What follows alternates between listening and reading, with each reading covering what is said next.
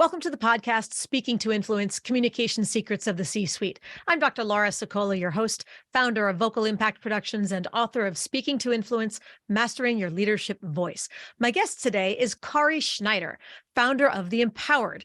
Kari is an expert in self-mastery and the physiology of optimal performance. She consults on leadership development and culture creation for mid and large-scale companies, and she's worked with professional athletes and sports teams from around the world, ranging from Olympic gymnasts to rugby. Kari, welcome to the show. Hello, thank you for having me. This is a joy to be on. Now, you are clearly a very serious and focused person, so we want to start first with a fun fact. Tell us something, a little-known fact about you. Okay, well, I love to bake, and when I lived in Turkey, my brownies were to die for, so much so that a cafe actually sold my brownies in their cafe. Nice. So if all this empowerment, self-efficacy, peak optimal performance stuff doesn't pan out, you can go back to Istanbul, Ankara, somewhere around there and sell brownies. Or just be really happy with my own baking, one of the two. I don't know. There's something to be said for that too. Yeah. Brownies are like food for the soul, I feel like. Oh, so good. And the right kind of, yeah. Oh, yeah. So what's your secret ingredient? What makes your brownies different from everybody else's brownies? There are more eggs, and the sugar is a very coarse, rough sugar, and it makes a real difference in terms of the chewiness and crispiness on the outside. Oh, okay. I'm going to have to go. Everybody, I'll be right back. I got to go bake some brownies. No. Okay. Never mind. All right. Focus again. Enough chocolate and brownies. And so give us a little bit more of a focus now on the Empowered in your work. Give us your 30-second elevator pitch. Yeah. So we do, as you said, leadership development for companies and culture creation, and do some executive coaching as well on an individual basis. We also have an incredible mastermind group coaching membership, and that allows people who may not be at the executive level, they may be at a management or employee level, they get world-class coaching as well. So it's a really neat, we try to provide the world-class coaching at multiple levels. It's great to be able to give lots of options for people wherever they are, meeting people where they are. So today, what we're going to do for everybody out there is focus on the topic of self-mastery for optimal performance. And when Kari and I were talking before the show, I had said peak performance originally, and you said, I actually prefer optimal performance. And there's a time for peak and a time for more broadly optimal. Can you share with because I think this is a really important point of distinction. What's the difference between peak performance and optimal performance? Yes. I used to refer to it as peak performance a little bit because people liked that, but it wasn't congruent for me. So I made sure that I was just distinguishing that. And it's that when someone, let's say in high performance sport, peaks, they're literally at the top level. They are at a personal best. They've never gone beyond that zone. They are peaking in their absolute best that they can possibly do. However, that means that they're going to need some solid recovery after, because it was such a profound performance. For instance, as a sport reference here, you won't see world records being broken at an Olympics. You will see world records being broken at the World Championships that qualify for the Olympics. So by the time they get to the Olympics, they can't do their absolute peak because they've already peaked before the Olympics. So the world records are broken before the Olympics ever happen, because that's the physiology of the body. So the distinction is that what we want in life is typically an optimal performance and be able to sustain that. And yes, we'll still get peaks and personal bests, and those are fantastic.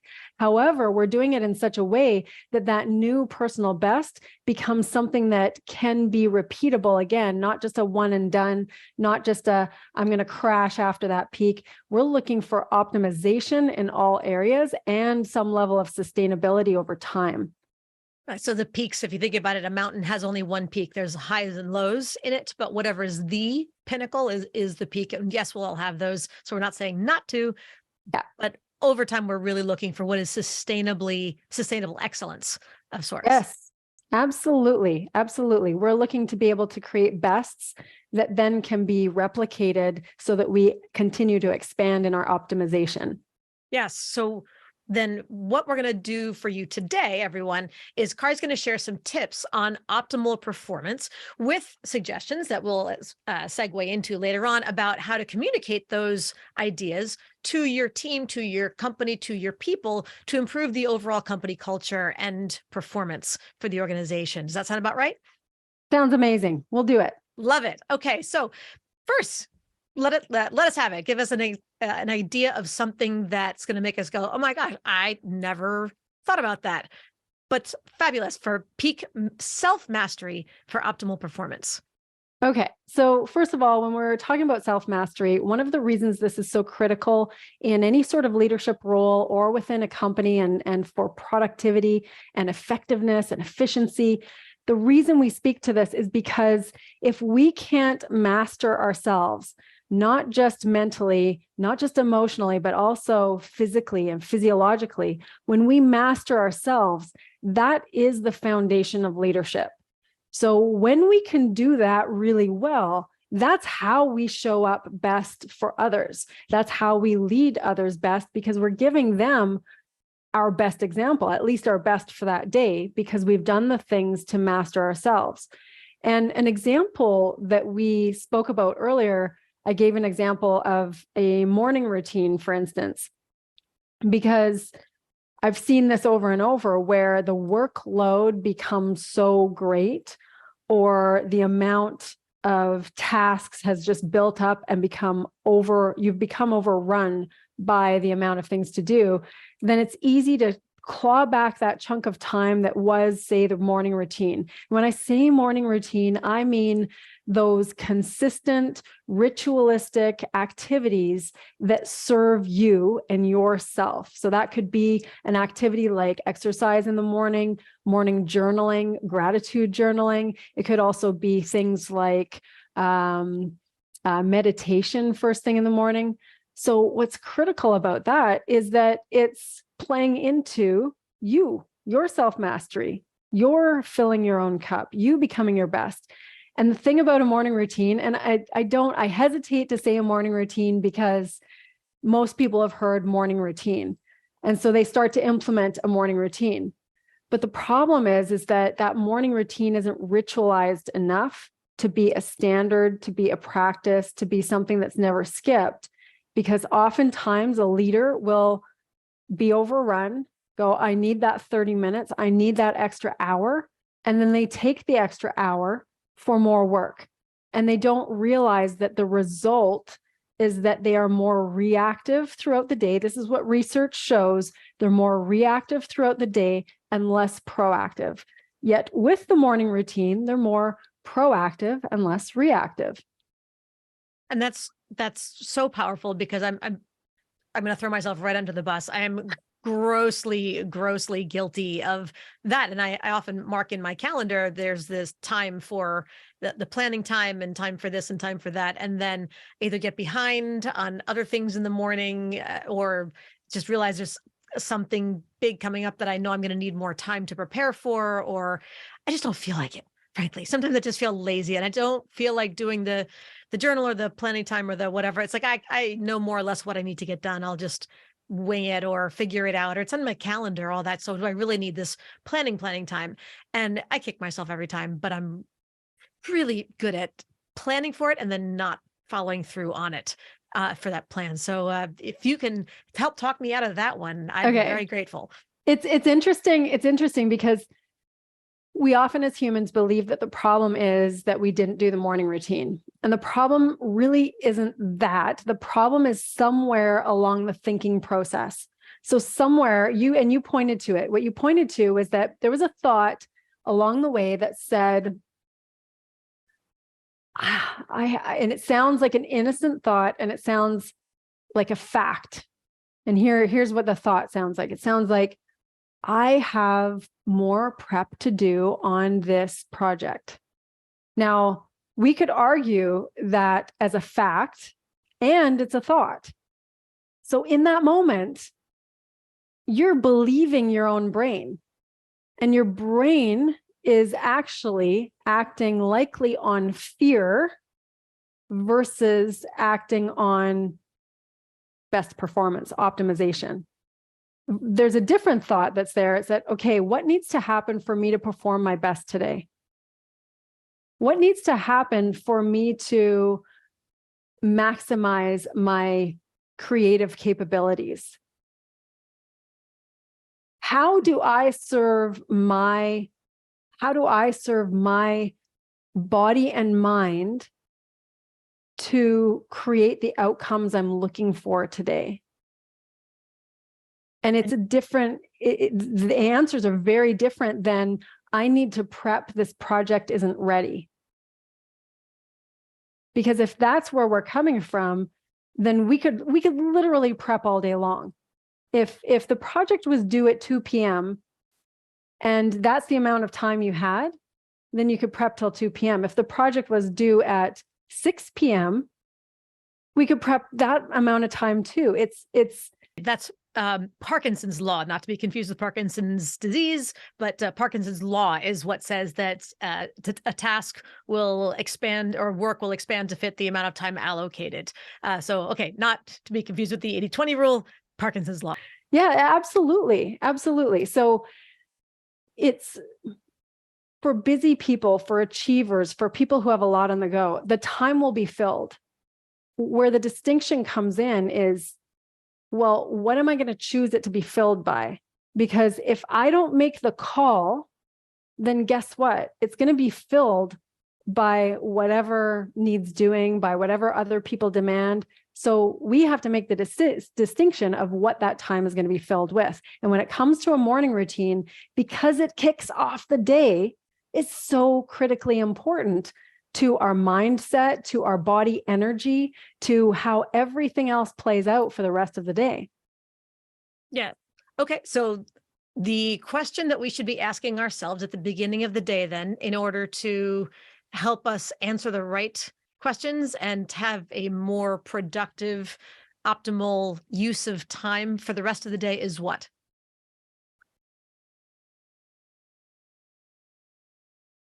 No pressure.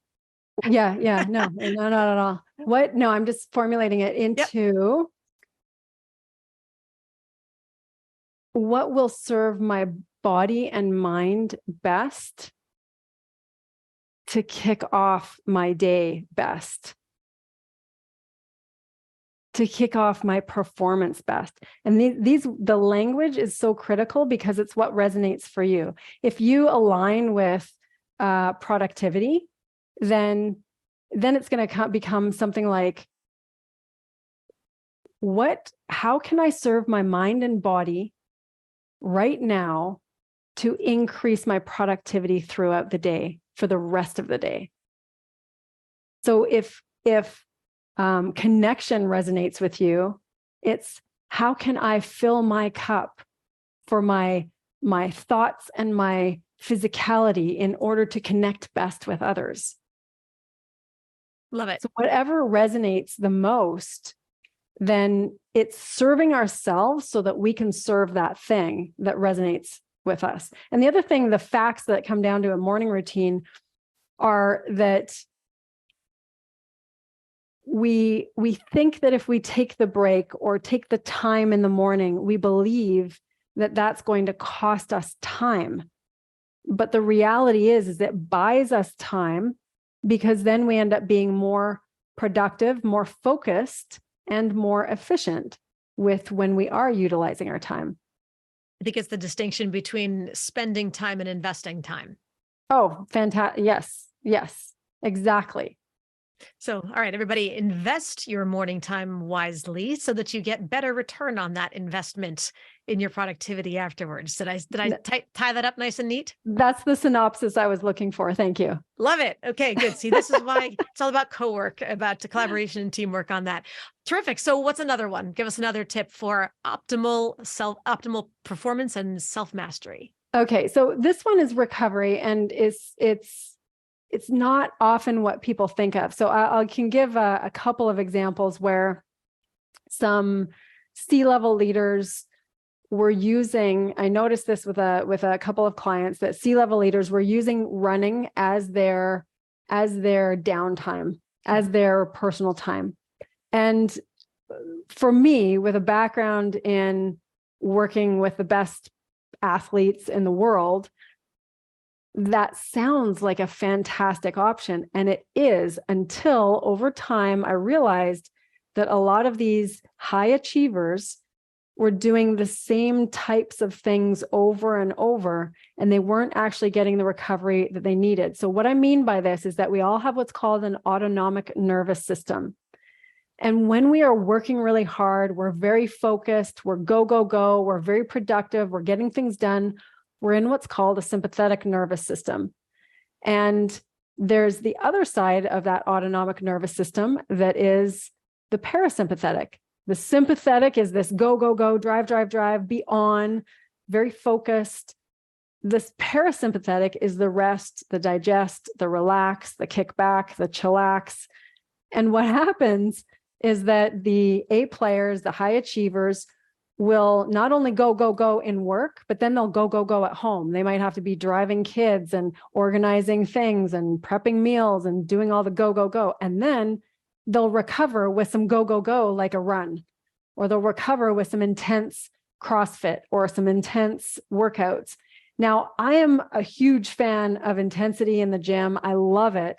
However, as long as there is something that is truly zoning out, truly relaxing, truly, and I'm not just talking TV, I'm talking like a walk in nature, or putting on some music and daydreaming, or just sitting and relaxing with a friend and chatting about nothing, not a work meeting, not a get something done, but just catching up, or doing a hobby that is really task yet relaxing in nature, like gardening or painting. So those types of activities allow our brains to defragment. So a meditation would allow our brains to get rid of all of the not needed interactions or synapses or connections, and just unload it, fix and repair, and then come back refreshed. So that recovery is really important. That recovery can look like, and should look like, 5 minutes to 15 minutes on about every 1.5 to 2 hours. So what I'm hearing is that it's not just about doing something not work related or doing something fun. It's even the fun stuff, if jogging or running is your release, or, being with your kids and is your release of sorts. It sounds like it's about a contrast in intensity. That a contrast, yes, a contrast in intensity and focus. It's allowing the brain to go less in the very focused side of things, more into the imaginative or the wandering or the creative. And when we are not allowing that, it's affecting our entire nervous system. It affects our hormones. It affects how we interact with others, the ability to interact with others. It affects so many things. So it also affects how we're able to continue to produce. So if we don't get the down cycle, then it's hard to have another up cycle. So if we don't, and the way that if somebody's witnessing this, I'm making kind of a wavy line that goes up in nature. And when I make a wavy line that goes up in nature, that's how our bodies operate. Our bodies are not linear. They do not just go straight up. We go down and we go up. It's cyclical. And even our brains are cyclical on a circadian rhythm, on a 24-hour clock, and our brains are cyclical on what's called an ultradian rhythm, which is about at 90 to 120 minutes throughout the day. So it's the same, it's flipped upside down for our sleep cycle at night. So what that means in our recovery is that we can get little mini bouts of recovery in these little 5 to 15 minute segments about every 90 to 120 minutes. 90 minutes to 2 hours. And that will allow us to have that next 90-minute cycle be productive and go deep into deep work and be very focused. But if we try and slog through 4 hours straight, then naturally our bodies will reject that, because our brain will continue to go on to a 90-minute cycle, and we'll have to go for a pee break. We'll start scavenging for snacks. We will start to get distracted and looking around. We can't stay in that deep work for longer than about 90 minutes to 2 hours. So the recovery can be in short little bouts throughout the day, and also intentional bouts of getting out of the realm of work, out of the realm of intensity, out of the realm of focus that comes with that side of the nervous system. And so the little 5 to 10 minute breaks throughout the day where possible to break up your meeting streak, but for the either evening or morning sessions worth of the longer one, are we talking a 15-minute? Are we talking half an hour longer? Keep it short. Longer doesn't necessarily mean better. Don't go longer than about 30 minutes. So you can even fit in a nap, for instance. If you've been going hard on a work trip, you come back and you're still working and you need something that's a little more, but it can't be more than around that 30 minutes. Otherwise, we don't have the same opportunity to get into a deep flow and a deep cycle. And this is not just for our brains. This is how our physiology operates. This is what, even if a team physically had a 3-hour practice that's very intense, it needs to have ebb and flow in order to break that up. Otherwise, there's just no way. It's not going to happen. So I know you had mentioned to me earlier that the downtime should not be just watching television, that whole kind of mindless TV for half an hour before bed, that's not the same thing, that screen time is something you're supposed to avoid? Well, it can be one of those mindless things, but here's the caveat. It's that if that's the choice right before bed, it's not the ideal choice, because right before bed, there's the exposure to the light, there's the exposure to the flicker, the change in what happens on a television screen. And that's all very stimulating to our brain. And our brain is our eyeballs. Our eyeballs are the only exposed part of our brain. So when we're seeing all that flicker, that ends up stimulating our brain. So it's not conducive to really getting that turn the dial down in order to go into sleep. So ideally 2 hours before bedtime, there's no screen time. Which, speaking of screens, it occurs to me, for those little 5-minute blocks in the middle of the day, something like doing the Wordle, for those who are Wordle fans, or a little Sudoku or a little whatever, it's still technically mindful, or is that too much thought? It depends on what kind of break you need. If your body's been sitting for that whole time, and then you sit some more and do something that's a word task or Sudoku, then I would suggest you get up and move around. Because if it depends on the type of focus. If somebody's been typing for however long, to then sit and do the game isn't going to be the kind of break that is ideal for optimization for the next cycle. If you want optimization for the next cycle, it needs to literally be a change. And sometimes a change is as good as a break. So for instance, if somebody's working from home and they're pounding through an hour and a half, but then they spend 15 minutes of folding laundry and listening to music, that can be ideal. And then they go into another deep cycle and they're optimized. They're literally optimized for that next cycle, because they stood, they were physical, they let their mind daydream, they listened to music, and then they came back into their work and they are literally refreshed, even though they didn't, do the classic go for a walk or whatever. They changed the task that was so different that it became a break, and it became a recovery from the previous cycle. Interesting. Okay. So ways to turn mindless household chores into a break. That is a very new, it's like turning your broccoli into dessert. It is possible.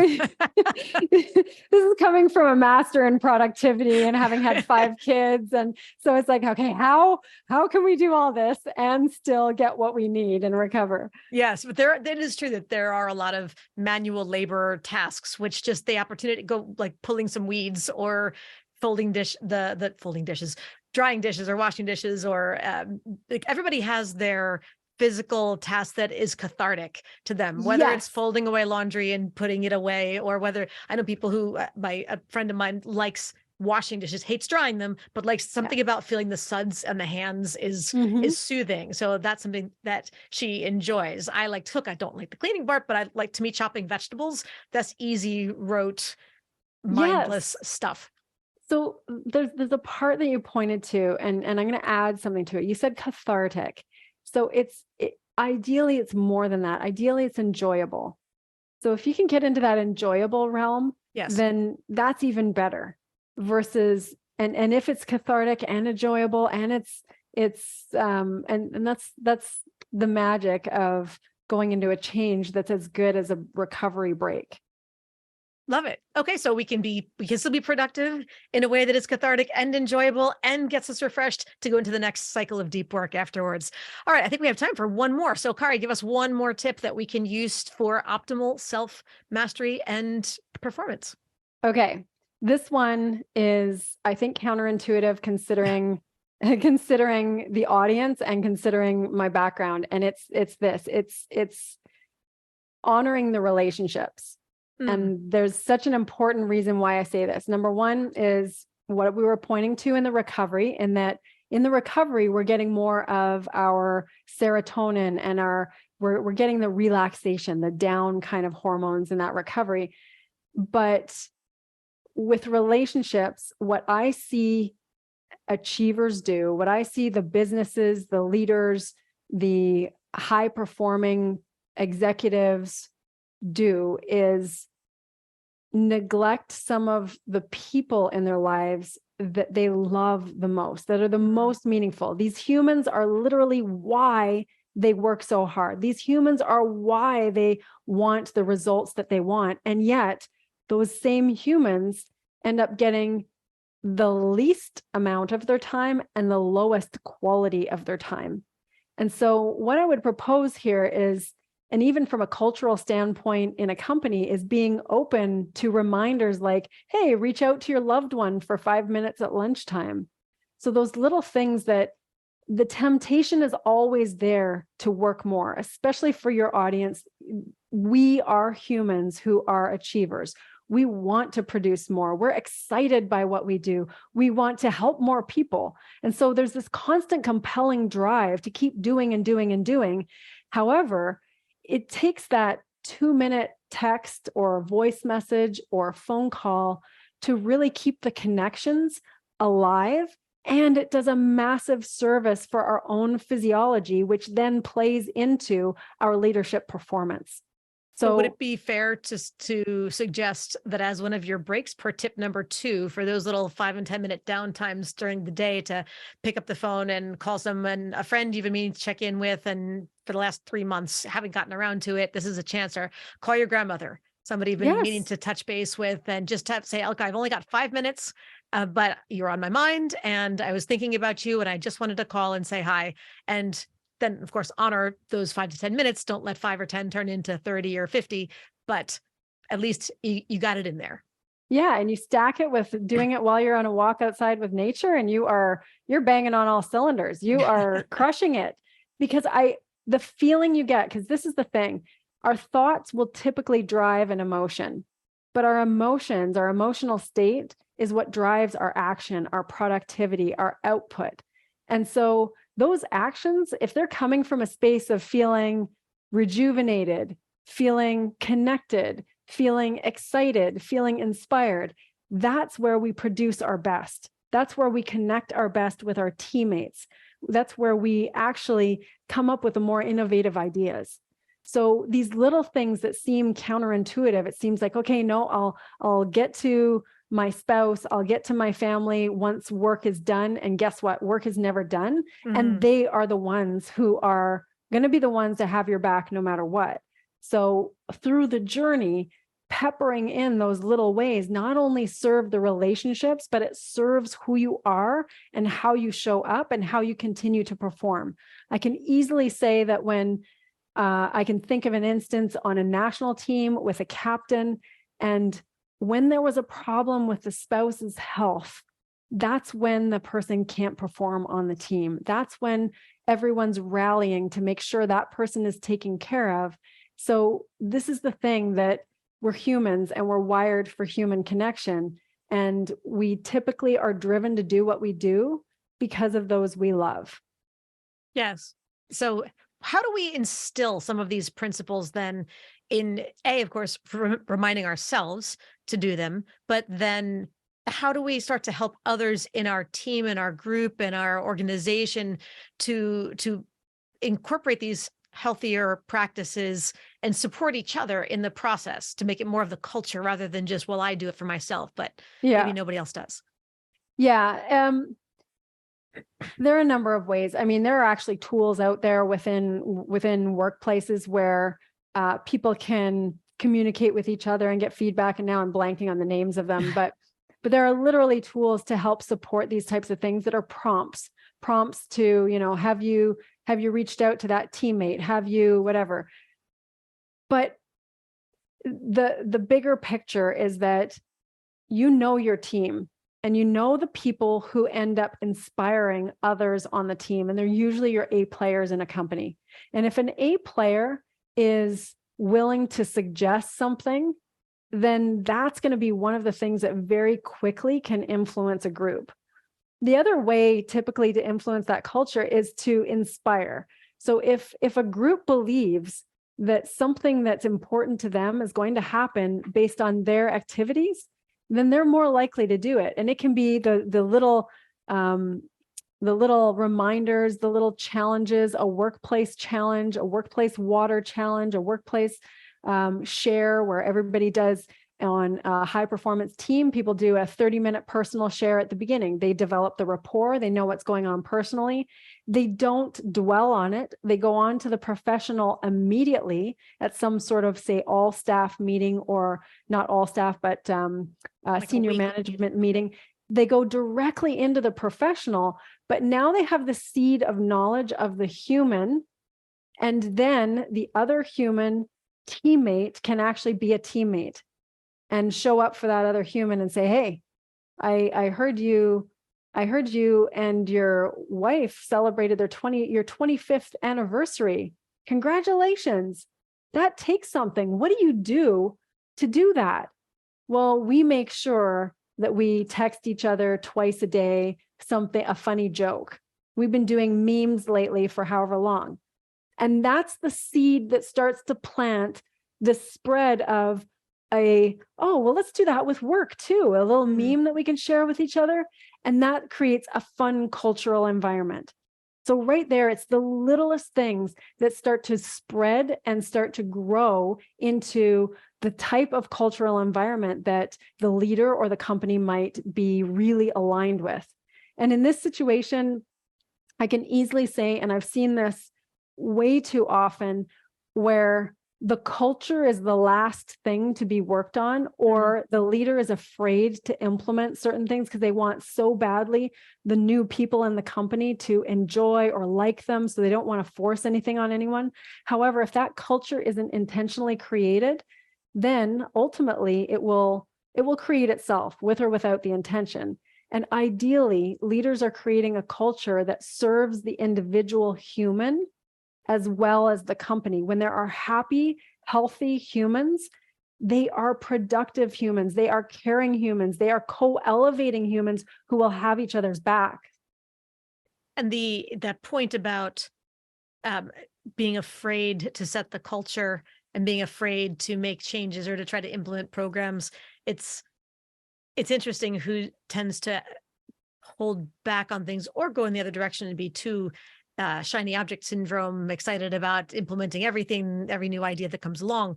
But it reminds me of I think it was Mike Massaro's interview from just a few episodes ago, where he was talking about how if you don't set your company's culture, it's going to set itself. And that's never a good place to be. Yes. Exactly, because then what happens is that there's all this extra time and energy undoing the things that you don't want.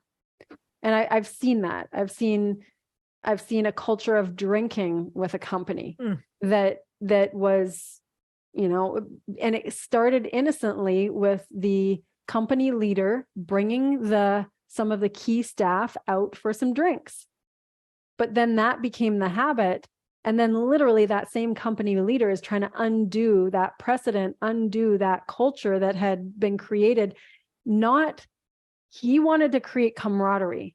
He didn't want to create a culture of drinking. And yet what came from it was a culture of drinking. So then he's trying to undo the culture of drinking. So being intentional about what the vision is for the people in the company, not just the company, not just the customers, but the people in the company is key.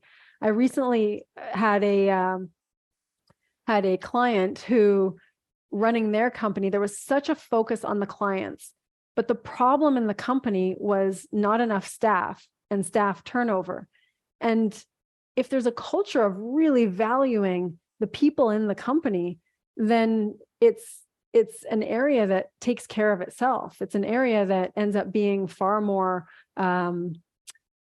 supportive and not as likely to have the pitfalls of losses. So yes. Valuing the company, valuing the culture, valuing the people in the company, just as much as you value the customer or the client, is so important because they are the heart of the company. 100%. And that's optimal for actually this whole conversation, which I know could go on another hour easily, but unfortunately we are running out of time. So I'm going to need to wrap this up for a moment. Kari, is there anything that you'd like to give our audience today?